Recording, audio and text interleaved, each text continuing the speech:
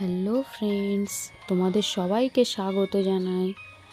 আজ আমি তোমাদের সঙ্গে শেয়ার করব একটা পটলের একটা স্ন্যাক্স রেসিপি, যেটা খেতে খুবই সুন্দর, সঙ্গে দেখতেও খুব সুন্দর। দেখো, আমি প্রথমেই পটলের এই রেসিপি তৈরির জন্য নিয়েছি 3টে পটল। পটলগুলো কিছুটা অংশ বাদ দিয়ে খোসা ছাড়িয়ে নিয়েছি। খোসা ছাড়িয়ে নেওয়ার পর মাঝখান থেকে একটা পটলকে 2 পিস করে তাকে সরু সরু করে দেখো এইভাবে কেটে নিচ্ছি। তোমরা চাইলে বটি ইউজ করে এইভাবে কাটতে পারো। আমি ছুরি দিয়ে করেছি। ছুরি দিয়ে করলে খুবই সরু সরু পিস করা যায়, দেখতে বেশি ভালো লাগে।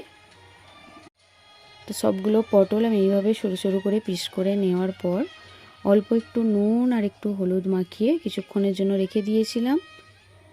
অন্যদিকে আমি একটা পাত্রে কিছুটা বেসন নিয়েছি, তার সঙ্গে দিয়ে দিচ্ছি চালের গুঁড়ি, দিয়ে দিচ্ছি একটু অল্প একটু কর্নফ্লাওয়ার, আর দিচ্ছি একটু হলুদ, একটু লঙ্কা গুঁড়ো, একটু জিরে গুঁড়ো, একটু কাস্টার্ড, দিয়ে দিচ্ছি অল্প একটু খাবার সোডা, যাতে আরও সুন্দর হয়, মুচমুচে হয়।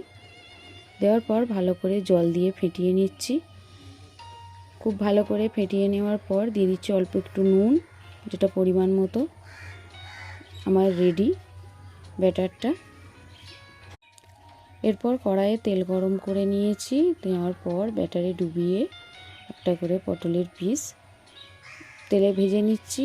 দেখো, এই কড়াইয়ের মধ্যে আমার পটলগুলো লেগে যাচ্ছে, জড়িয়ে যাচ্ছে, তাই আমি এটা চেঞ্জ করে অন্য কড়াইয়ে করলাম। দেখতেই পাচ্ছ খুবই সুন্দর হয়েছে, খেতেও বেশ মুচমুচে হয়েছে। সন্ধ্যাবেলা স্ন্যাক্স হিসাবে বলো বা লাঞ্চে ভাতের সঙ্গেও এটা চলে, খেতে খুবই ভালো। তোমরাও বাড়িতে অবশ্যই ট্রাই করবে। আর হ্যাঁ, দেখতে দেখতে যদি ভালো লাগে বন্ধুরা, তোমরা আমার চ্যানেলটিকে সাবস্ক্রাইব করবে, লাইক শেয়ার করবে, আর ছোট্ট একটা কমেন্টস করে জানাবে কেমন লাগলো আমার এই রেসিপি। বা